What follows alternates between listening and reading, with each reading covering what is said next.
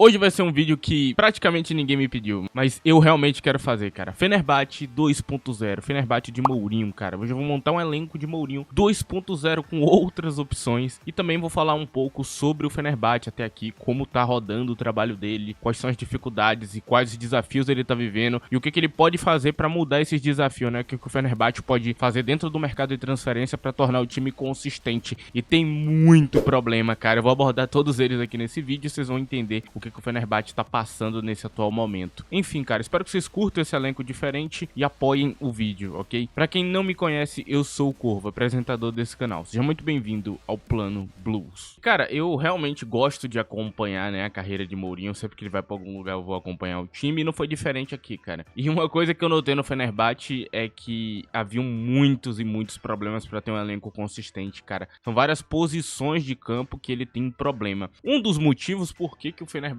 dele está usando uma formação 3-4-3, né? Ou um 3-4-2-1, como você queira pensar. É mais um 3-4-2-1 mesmo. E basicamente é o jeito dele de lidar com os problemas do elenco, cara. Ele preferiu mudar a formação. Coisa semelhante que o Roberto De Zerbi fez quando ele foi para o Olympique de Marseille, né? Agora ele não tinha os jogadores certos, ele fez modificações para poder ter um elenco mais consistente, né? O grande problema que o Fenerbahçe vive é o equilíbrio. O problema principal é o Fenerbahçe ou ele ataca muito bem e não se defende bem, ou ele se defende muito bem e não ataca bem. Então, ele não consegue achar o ponto de equilíbrio que é tão necessário para os times de Mourinho, né? Ele não vai conseguir pontuar o suficiente para ganhar a liga, ele não vai conseguir ganhar um torneio desse jeito, né? Apesar de que a eliminação dele na Europa League foi bem suspeita, acredito que foi muito por culpa da arbitragem, né? Ele sempre reclama disso, mas daquela vez eu acho que dá para você dar um desconto para quem viu, né? Para quem viu o jogo do Rangers sabe do que eu tô falando. Tiveram lances bizarros que não foram marcados, mas enfim, cara, eu acho que você não pode depender de arbitragem, não. Acho que você tem que fazer o suficiente para ganhar, né? Que não foi o caso. Falta muita coisa, cara. Principalmente, eu acho que a palavra que define muito bem esse Fenerbahçe, cara, é a palavra criatividade, cara. Falta demais. Tá faltando em muitas partes do campo a criatividade. O jogo depende muito do esquema tático e do que o treinador vai montar ali pra campo. Se a estratégia ela dá certo, eles conseguem vencer. Se ela não dá certo, eles vão de derrota, porque não tem aquela figura criativa ali dentro de várias posições de campo. Então, falta na zaga, falta na lateral, falta no meio de campo. Essa é uma palavra aí que tá muito em falta. E faltando essa criatividade, você acaba tendo que recorrer muito a só a ideia do treinador, a construção dele, a saída de bola dele, o jeito que ele vai pensar o jogo. E acaba sendo pouco. É um time muito físico, um time que consegue fazer uma marcação muito interessante. O sistema de pressão de Mourinho é um dos melhores que eu já vi, cara. Ele realmente é muito bom organizando pressão. É um saco sair da pressão dele. E quando você sai, normalmente você já tá perdendo a bola. Então, ele consegue recuperar a bola em posições muito favoráveis e tudo mais. Tem vários conceitos de futebol moderno que ele aplica muito bem, né? Ele se atualizou muito bem nessa parte. Então a ideia dele funciona até direito. O problema é que falta jogador, cara. Se ele tivesse acesso a jogadores de maior qualidade, com toda certeza a ideia dele estaria funcionando melhor. Mas falta essa galera. Inclusive é uma galera que é muito necessária, né? Em elencos que eu montei de Mourinho aqui eu falei sobre isso e ele não tem acesso a esse tipo de jogador lá, obrigando ele a ter que modificar. Só que é um cara que já foi vencedor modificando formação. É um cara que sabe alterar bem as formações, que sabe alterar bem o plano tático, que sabe lidar com as dificuldades que ele tem. Só que também não dá pra fazer milagre, né? Não dá pra fazer um time que não tem o que é necessário campeão. É complicado, cara. É uma situação muito complicada.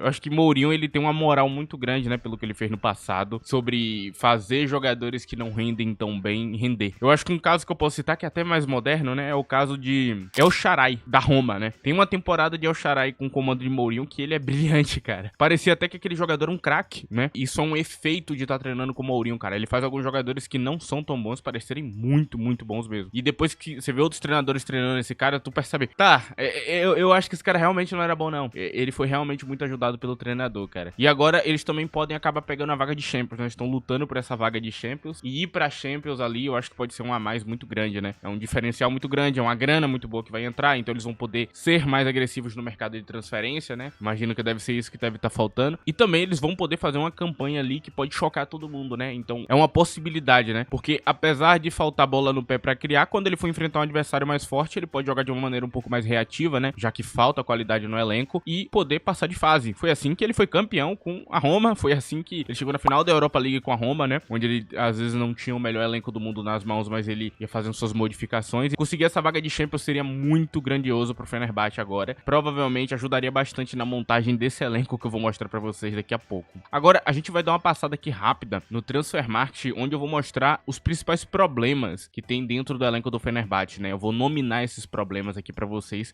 entenderem quais as questões que ele tá vivendo ali, cara. É muito importante, inclusive. Agora vamos lá. Bom, estamos aqui dentro do Transfermarkt, vocês podem ver aqui os jogadores do Fenerbahçe. Em primeiro lugar, a gente tem o primeiro problema grave, é o goleiro. Nós temos o querido Livakovic. Sim, se você acompanha a Copa do Mundo, você provavelmente deve achar que esse cara é um Courtois, que ele é uma espécie de Neuer ou Buffon ou algo do tipo. Eu sei, você imagina esse tipo de coisa. Não é. E eu não conhecia Livakovic uma temporada inteira, né? Ele jogava num clube que eu pouco acompanhava, então não tinha essa oportunidade. E agora eu tive de acompanhar muitos jogos dele. E eu entendi o problema de Livakovic, cara. Ele realmente é um goleiraço em um jogo. Nos outros, nem tanto. Então, você nunca sabe que Livakovic vai pra campo. Ele oscila muito como goleiro. Então, ele faz umas merdas que tu fica tipo, mano, não é possível que esse cara é goleiro titular, velho. Há uma disputa hoje entre ele e o tal do Egribaiat que vocês estão vendo aqui. E não é à toa. Egribaiat é bem mais consistente que ele. Então, é melhor ter ele como goleiro em questão de consistência, né? Só que Egribaiat não consegue fazer as grandes atuações de Livakovic. Isso aqui só tem um resultado. Contrate um goleiro. Contrate imediatamente um goleiro e venda um do que você tem. Eu acho que Livakovic é muito fácil de revender aí. Ele seria o número 2 muito bom pra muito time, ok? Isso aqui é um fato. É um problema hoje pra Mourinho, um problema que não é pouco, é um problema grave. Tem partidas e pontos que ele perdeu exatamente por causa de falhas de Livakovic. Falhas idiotas, falhas inaceitáveis. Não chega a ser tão problemático quanto o goleiro do Manchester, por exemplo, mas é um problema grave. Aí na zaga, eles trouxeram algumas opções que eu particularmente gosto, cara. Eu gostei da zaga do Fenerbahçe hoje. Tá muito boa, trouxe a Skriniar, o salário dele é absurdo, 13 milhões de euros, é muita coisa, né? Se não me engano, esse é o salário, é o dobro da maioria do elenco, então é bizarro assim, mas é um zagueiro de elite, tava jogando muito bem, ainda tá bem na carreira. Eu acredito que eles vão aproveitar muito bem os próximos anos dele, né? Zagueiro principal, Teo Soyuncu é um zagueiro muito bom, Djuku é um zagueiro que falha ali de vez em quando, faz umas cagadas, mas ainda joga direito. E eu acho que eles podem vender um Rodrigo Beckham ou outro ali pra poder trazer uma galera pra cá. Na lateral também eles têm boas opções, cara. Eu gosto da lateral aqui. Tem opções defensivas, tem opções ofensivas, tem alguns jogadores que eles podem usar de ala, como o tal do Aydin, né? Que joga muito bem nas duas alas, então eles têm poucos problemas na questão da lateral. Talvez tenha que trazer um cara ali ou outro. Pra linha de 3, né? Eles têm usado bastante o Osterwalde como zagueiro e não é à toa. O Osterwalde é um excelente jogador. É um que eu elogio bastante. Eu gostei muito desse moleque, cara. Eu adorei conhecer ele. Joga muito bem, muito sólido na marcação, pouco falha. Eu acho que é um moleque muito bom ali pro elenco. Aí a gente tem um próximo problema no meio de campo. Falta criatividade, né? A figura mais criativa do meio de campo é o nosso querido Szymanski, mas ele parece mais um meio atacante que um meia, realmente. Quando tu põe ele no meio de campo, o equilíbrio defensivo vai lá embaixo, porque ele não consegue fazer o que um volante faz. Então o meio de campo tem uma circulação de bola boa, porque esse cara tem um passe excelente, mas falta defesa. E é essencial pra Mourinho essa defesa, né? O sistema de pressão dele já não funciona tão bem por causa de Szymanski. E aí você coloca ele no meio de campo, fica ainda pior. Então acaba que ele é refém de utilizar certos jogadores. Um deles é o tal do Amrabat, que é uma completa desgraça em alguns jogos, ok? Eu não tenho como deixar claro pra vocês o quão ruim é Amrabat em alguns jogos. Ele faz muita cagada e ele não tá apresentando o nível que ele apresentou no Manchester, por exemplo. Ele tá abaixo disso nessa temporada. Apesar de vez em quando ele fazer uns golaços incríveis, né? Que você olha e fala, pô, que gol incrível, cara. Só que eu acho que como primeiro volante você deveria garantir a segurança do time. E aqui tem uma figura no meio de campo que eu tenho que elogiar muito, o brasileiro Fred. O brasileiro Fred é excelente no meio de campo, é uma das figuras mais seguras, joga de primeiro volante, segundo volante, com muita qualidade, sem deixar a desejar nem sequer por um minuto. Jogador muito bom, eu tenho que ressaltar ele aqui, cara. Gosto muito dele. Aí no ataque faltam algumas figuras, né? A parte mais difícil que seria arrumar um centroavante, ele arrumou um de 21 anos de idade que tá voando na carreira, que é John Duran. Então, ele vai ter um centroavante bom pra temporada. Bom não, muito bom pra temporada, muito mais do que seria o normal. Esse cara era pra estar jogando num Chelsea da vida, né? Um Chelsea contratar ele tá lá disputando a vaga de primeiro lugar, provavelmente o que deveria estar acontecendo. Ele foi para a Arábia Saudita, aí o Cristiano Ronaldo renovou e ele veio pra cá emprestado, né, pra poder jogar. Eu acho que ele vai ajudar muito o Mourinho nessa temporada, essa parte positiva. E aqui quando você vai pra os atacantes, a gente tem uma galera aqui que tem um físico bom, que corre bem, mas não tem nenhum driblador. E aí eu falo da criatividade. Se você prestar atenção aqui, o grande problema é a galera pra abrir espaço em campo. Não tem ninguém fisicamente no meio de campo que consiga driblar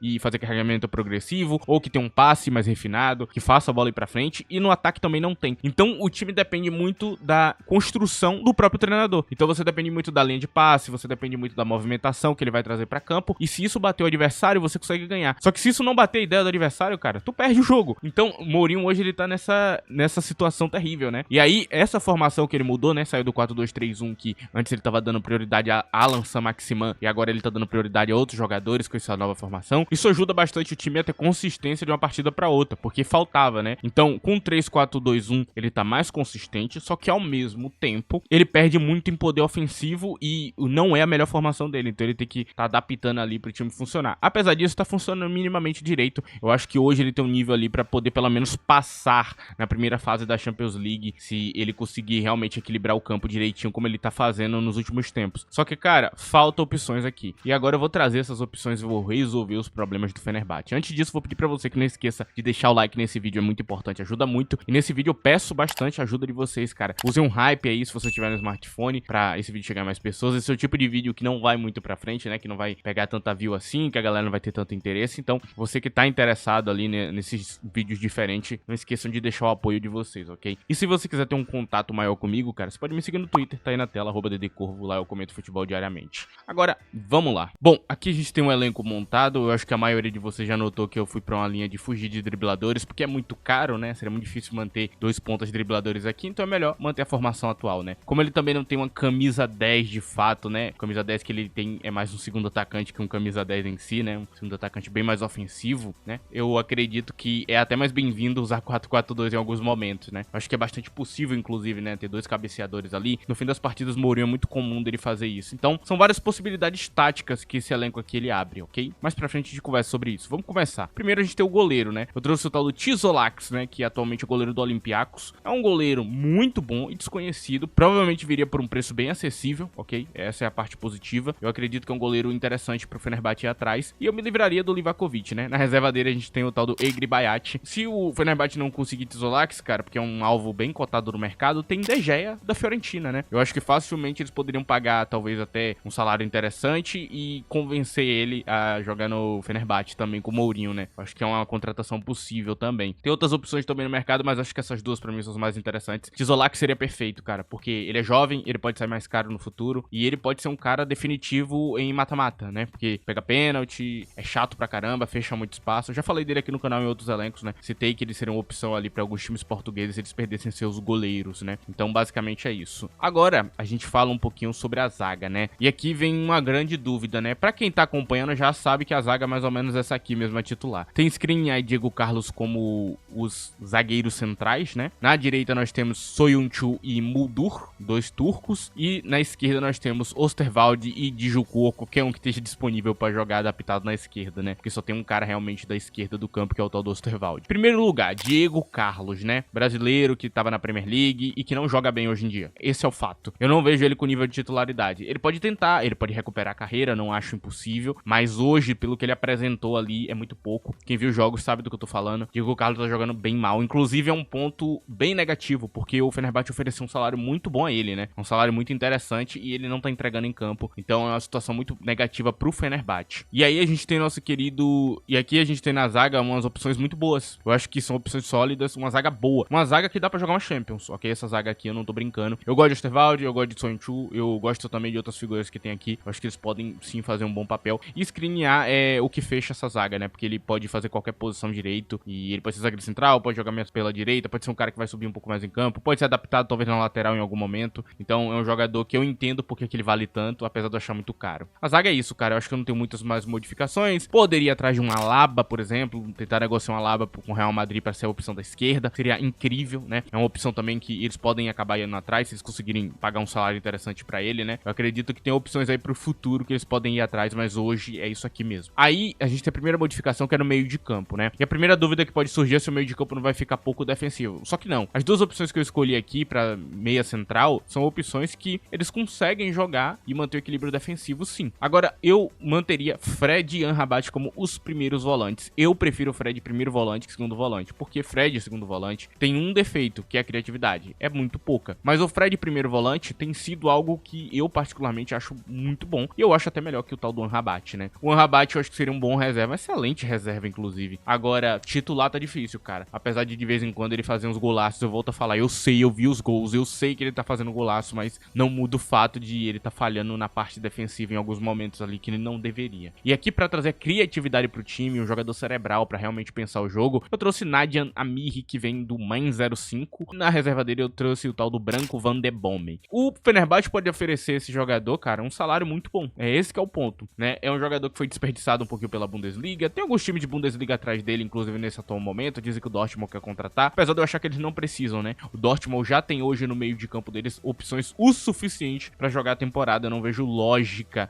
em eles tentarem ir atrás, né? Se fosse, por exemplo, o Fenerbahçe atrás de um primeiro volante, pensaria muito em um Henry Kahn, mas ele vai continuar provavelmente no Dortmund. Então o Dortmund tem opções pro meio de campo. Sendo assim, eu acho que não vai acontecer, cara. Eu acho bem difícil que aconteça. Não teria nenhuma proposta mais interessante que a do Fenerbahçe. Eu acredito que pode ser uma contratação bem provável, né? Apesar de não ter nenhum rumor, eu acho que essa opção poderia resolver os problemas criativos do Fenerbahçe. E na reserva dele, eu trouxe um cara que mantém algo parecido, né? Um nível um pouco parecido, que é o tal do Branco Van de Bomen. É pior que o Amir, é claro, menos criativo, menos poder defensivo também, mas é um jogador interessante também, que é bem desconhecido do mercado, não é nenhum craque, mas um jogador que vai resolver a criatividade do time. É um cara que é um especialista em fazer a bola ir pra frente. Ele lembra muito um Fabian Ruiz, né? Ele é bem parecido com o Fabian Ruiz em estilo de jogo, mas esse aqui arrisca um pouco mais, né? Um cara que não tem medo de arriscar, o que é muito bom pra Mourinho. O Mourinho gosta muito disso. Um Pogba também seria uma solução muito boa pra um meio de campo desses. Então, ele precisa desse cara que tenha essa técnica mais, que tenha esse passe, que consiga resolver esse tipo de problema. O Amir, inclusive, ele é interessante porque ele também pode jogar no ataque, né? Ele é uma peça que pode ser adaptada no ataque. Amir realmente é algo que vai abrir possibilidades táticas muito maiores pro Fenerbahçe, pra vários tipos de formação. Nas laterais, nas alas, tem Semedo e Aydin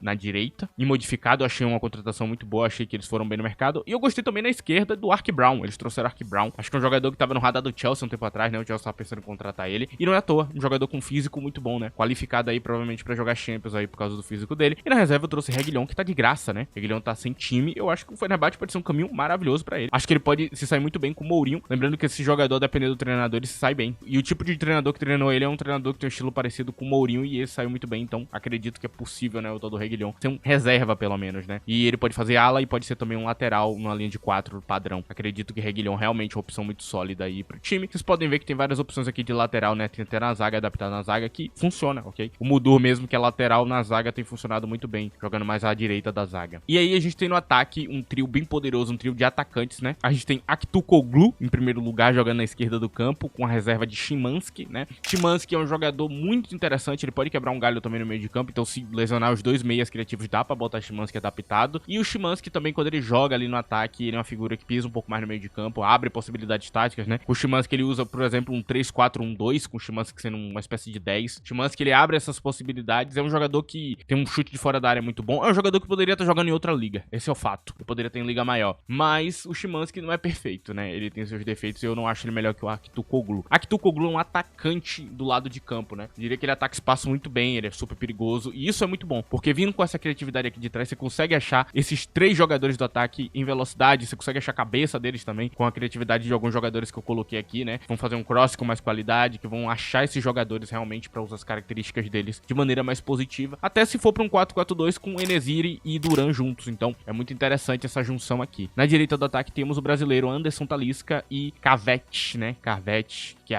não sei se a pronúncia é certa, mas chamam muito ele de Cavete. Cavete é interessante, ele só não tem o drible, mas o resto todo ele tem uma ótima movimentação, um atacante interessante. E Talisca eu não tenho do que falar, cara, eu acho que ele é o cara que vai ajudar muito em vários aspectos do jogo. Outra coisa importante que a gente tem aqui é um especialista de bola parada, né? O Fenerbahçe, se ele montar um elenco assim, ele não vai deixar de ter um especialista de bola parada, né? Ele vai ter muitas opções pra isso, então mesmo que lesione alguém, você sempre vai ter um. Vai ter o Amiri, Branco Van de Bomen, vai ter Talisca e vai ter o próprio Cavete também, que bate bola parada. Então o Fenerbahçe nunca vai ficar sem um cara pra bola parada se ele montar o elenco assim. E por último, como centroavante, nós temos John Duran e Enesiri em modificados. Eu não acho Enesiri melhor que o John Duran, mas eu acho Enesiri um bom centroavante que pra algumas situações ele é essencial. Só que Duran, cara, não tenho o que falar, o físico desse cara é monstruoso, lembra um Lukaku assim, muito perigoso, bom de cabeça, finaliza muito bem de fora da área, de dentro da área, muito... Cara, eu acho que ele vai subir muito o nível da camisa 9, cara, e vai dar uma equilibrada com o Galatasaray, né? Não acho ele melhor que o 9 do Galatasaray, pra mim Victor Osimhen tá em outro patamar como 9, e é quase que um roubo que o Galatasaray fez hoje, de contratar o Osimhen ali, pagar aquela multa. É absurdo, é insano ver um time da Turquia com um jogador do nível de Osimhen que poderia estar na Premier League sendo titular de time de Big Six. É algo fora do comum. Como o próprio Duran poderia estar buscando a vaga dele no Big Six hoje, mas tá um patamar abaixo, né? Que ele tem um potencial, mas ele ainda não é. Mas Mourinho, inclusive, pode desbloquear essa versão de Duran. Teve gente falando que teve treta entre ele e o treinador, só que já foi desmentido pelo próprio jogador. Não tem treta nenhuma, cara. Simplesmente o cara chegou um pouquinho atrasado ali na pré-temporada, não tem nada demais acontecendo, rapaziada. Então, saiam desse papinho de maluco. Teria outras opções pra eles irem atrás, cara. Sim, tem outras opções, mas nenhuma delas cumpre bem a questão do valor e salário, né? Porque se você trouxer um atacante, assim, de uns 10 milhões de euros de salário, a folha já tá muito cheia. Então, você precisa trazer uma galera com preço mais acessível em salário ali pra manter e talvez até que se livrar de alguns jogadores pra poder pagar esse elenco aqui. Esse elenco só é possível vendendo uma galera que já tá ali por uns 10, 15 e mandando ela embora pra abrir folha salarial pra poder pagar quem tá aqui. Acredito eu que se o elenco for montado desse jeito, o time do Fenerbahçe tem totais chances de ganhar a liga e bater o poderoso Galatasaray e também tem chances de fazer uma competição europeia de elite, fazer uma campanha única, exclusiva ali, né? Imagina ele conseguindo colocar o Fenerbahçe, por exemplo, numa semifinal de Champions, seria algo incrível, né? Se classificar já tá difícil, mas acredito que com essas mudanças de elenco aqui, eles podem até ir mais longe, né? Quem sabe aí no futuro ganhar a Europa League e tudo mais, então acredito que ele tá no caminho certo, mas tem vários problemas ali dentro do elenco que a gente tem que falar, né? Seria melhor, é claro, o 4-2-3-1 com